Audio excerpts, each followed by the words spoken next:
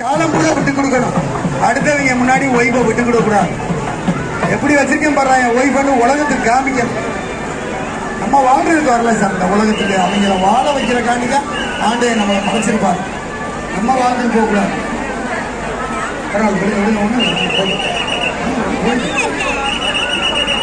சம்பாதிக்க தெரியலன்னா உனக்கு டெக்னிக் தெரியலன்னு ஈஸி தான் படம் சம்பாதிக்கலாம்.